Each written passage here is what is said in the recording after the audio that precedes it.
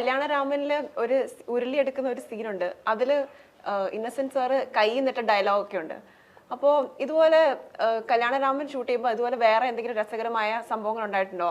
Actors തന്നെ കൈ നിട്ട, കാരണം അത്ര നല്ല കോമഡി ആക്ടേഴ്സിന്റെ കൂടെ സാർ വർക്ക് ചെയ്ത ആ സിനിമ.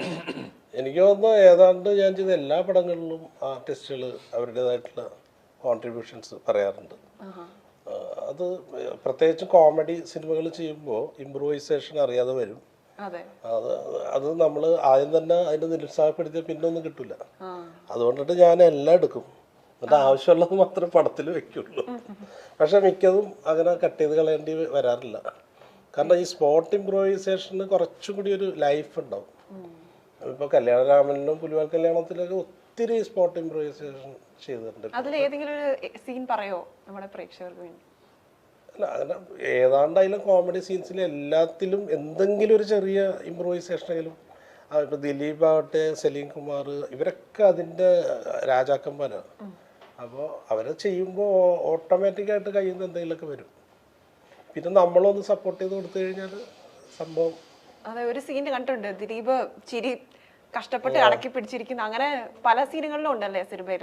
അത് ഒത്തിരി തവണ എടുത്തിട്ട് റീടേക്ക്. കാരണം സലീം കുമാറിൻ്റെ ആയിട്ടുള്ളൊരു കോമ്പിനേഷൻ സീനിൽ ദിലീപ് ചിരിച്ചു പോകും.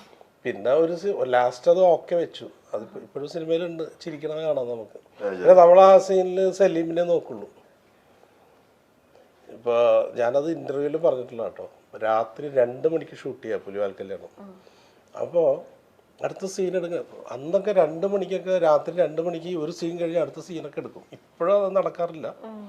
അപ്പോൾ അടുത്ത സീൻ എന്താ വെച്ചാൽ, ഈ ജയസൂര്യയെ കുറിച്ചിട്ട് ജയസൂര്യയുടെ കാമുകിയുടെ അച്ഛൻ്റെ അടുത്ത് പോയിട്ട് എന്തെങ്കിലും കുറ്റം പറയണം, പിന്നെ അനീഫ് കെയും സലീം കുമാറും.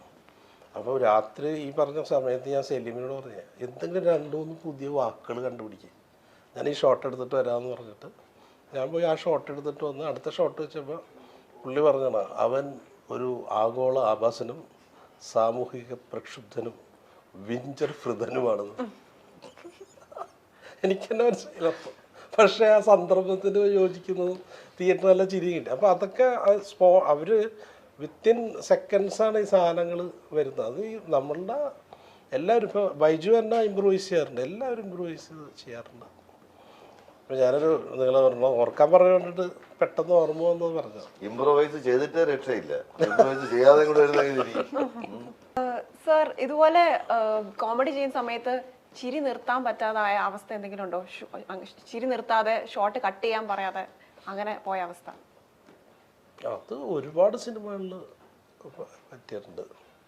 അത് എല്ലാവരോടും ചിരിച്ചിട്ട്, ക്യാമറമാനൊക്കെ ചിരിച്ച് ക്യാമറ ഷെയ്ക്കായിട്ട് കട്ട് പറഞ്ഞ ഒരുപാട് സന്ദർഭങ്ങളുണ്ട്. ജയസൂര്യ സർ, ജയസൂര്യ എന്ന് പറഞ്ഞാൽ സിനിമയിൽ വരുന്നതിന് മുമ്പേ എനിക്ക് പരിചയമുള്ള ആളാണ്. പരിചയം മാത്രമല്ല, ഞാനത് കുറേ ഇൻ്റർവ്യൂ പറഞ്ഞിട്ടുള്ളതാണ്. ഞാൻ ഇടയ്ക്ക് വെച്ച് പഠിത്തമൊക്കെ നിർത്തി ജോലിക്ക് പോകേണ്ട വന്നിട്ടുണ്ട് എനിക്ക്. അങ്ങനെ ഒരു 10 വർഷം കഴിഞ്ഞിട്ടാണ് ഞാൻ പ്രൈവറ്റായിട്ടാണ് പഠിച്ചത്. അപ്പോൾ ജയൻ എൻ്റെ ക്ലാസ്മേറ്റ് ആയിരുന്നു. അതെ അതെ, ഇവിടെ എറണാകുളം ഓൾ സയൻസ് കോളേജിൽ, ഇവിടെ എറണാകുളത്തൊരു പാരലൽ കോളേജ് ഉണ്ടായിരുന്നു. അപ്പോൾ അന്നോട്ടുള്ള ബന്ധം. പഠിക്കാൻ പോയത്. ഞാൻ ആദ്യം ഒരു സ്ഥാപനത്തിൽ 5 വർഷം വർക്ക് ചെയ്തു. അതല്ല, അവന് ഞാൻ ഒരു 10 വയസ്സിൻ്റെ വ്യത്യാസമുണ്ട്. ഹിന്ദി അല്ല, ഇംഗ്ലീഷ് ക്ലാസ്സിലായിരുന്നു, ട്യൂഷൻ ക്ലാസ്സിൽ. അതായത് അവൻ BCom ആയിരുന്നു, ഞങ്ങൾ BA ആയിരുന്നു. അപ്പൊ ഇംഗ്ലീഷ് ക്ലാസ് 10 വ്യത്യാസമുണ്ട്. 10 വയസ്സ്. ഞാൻ 10 വർഷം കഴിഞ്ഞിട്ടാണ് ഡിഗ്രിക്ക് ജോയിൻ ചെയ്തത്. അങ്ങനെ നേരത്തെ ഇത്രയും ബുദ്ധിമുട്ട്. അല്ല, ഇത് പലരും കൺഫ്യൂഷനായിട്ട് ചോദിച്ചിട്ടുണ്ട്. അതെന്ത് പറ്റി 10 വർഷം കഴിഞ്ഞ്? അത് വീട്ടിൽ പ്രാരാബ്ദം വന്നപ്പോൾ ജോലിക്ക് വേണ്ടി വന്നു. ഡിഗ്രി കഴിഞ്ഞിട്ട് പിന്നെ ഡിഗ്രിക്ക് ജോയിൻ ചെയ്തത് 10 വർഷം കഴിഞ്ഞിട്ടാണല്ലേ? അല്ലേ? അതാണ്. അത് കഴിഞ്ഞ സിനിമയിലേക്ക് വന്നു. അത് കഴിഞ്ഞ സിനിമ കാവ്യ മാധവൻ. കാവ്യ എന്ന് പറഞ്ഞു കഴിഞ്ഞാൽ, ഞാൻ ആദ്യമായിട്ട് കാവ്യയുടെ വർക്ക് ചെയ്യുന്നത് തെങ്കാശി പട്ടണത്തില്ല. അതിൽ ഞാൻ അസോസിയേറ്റ് ഡയറക്ടറാണ്. അപ്പോൾ കാവ്യ എനിക്ക് വേണം ആ പടത്തിൽ വർക്ക് ചെയ്യുമ്പോൾ ഒരു 16 ജസ്റ്റ് 10ാം ക്ലാസ് കഴിഞ്ഞിട്ട് വന്നേക്കാന്ന് തോന്നുന്നു. കാവ്യ അന്ന് അത്യാവശ്യം നല്ല തമാശകളൊക്കെ സൃഷ്ടിക്കുമായിരുന്നു ലൊക്കേഷനിൽ. മനഃപൂർവ്വം അറിയാതെ കുറേ ഉണ്ട്. ഇപ്പോൾ ഒരു ഉദാഹരണം പറയുകയാണെങ്കിൽ ഒരു ദിവസം വൈകുന്നേരം ഇങ്ങനെ ഒരു സ്റ്റില്ലെടുക്കുക. അപ്പോൾ നല്ല ബ്ലൂ സ്കൈ ഉണ്ട്. അപ്പോൾ ബ്ലൂ സ്കൈ കണ്ടപ്പോൾ അതിനകത്ത് നിലാവ് കാണാം, ചന്ദ്രനെ കാണാം. പകല് കാണാൻ പറ്റില്ല, നല്ല ക്ലീൻ സ്കൈ ആണെങ്കിൽ. അപ്പോൾ കാവ്യ ചോദിക്കുന്നത്, ഈ പകല് നിലാവ് വന്നു കഴിഞ്ഞാൽ, ചന്ദ്രൻ വന്നു കഴിഞ്ഞാൽ സൂര്യനായിട്ട് കൂട്ടിയിടിക്കൂലേന്ന് സംശയം ചോദിച്ചാ. പകല് ചന്ദ്രൻ വന്നു കഴിഞ്ഞാൽ അത് സൂര്യനായിട്ട് കൂട്ടിയിടിക്കൂലേന്ന്. അപ്പൊ ചോദിച്ചു, നിന്റെ ജോഗ്രഫി ടീച്ചർ ആരാന്ന് വെച്ചപ്പോ അങ്ങനെ കുറിച്ചൊന്നും പറയാതിരിക്കണല്ലത്. ഞാൻ എന്ത് ചോദിച്ചാലും നീ അവിടെ ഇരിക്കാന്ന് പറയുന്നു. പറയാല്ലോ. അപ്പോ കാവ്യ ചേച്ചി ഏത് ക്ലാസ്സിലാണ് പഠിക്കുന്നത്? കാവ്യ എനിക്ക് ഒരു 16 വയസ്സൊക്കെ ഉണ്ടാവുള്ളൂ. അന്ന് കൊച്ചുകുട്ടിയായിരുന്നു. പക്ഷെ പടത്തില് ആക്ടിങ്ങില് നല്ല ഗംഭീര ആക്ട്രസ്. പിന്നെ ഞാൻ ചെയ്ത 2 സിനിമയിൽ നായികയായിരുന്നു.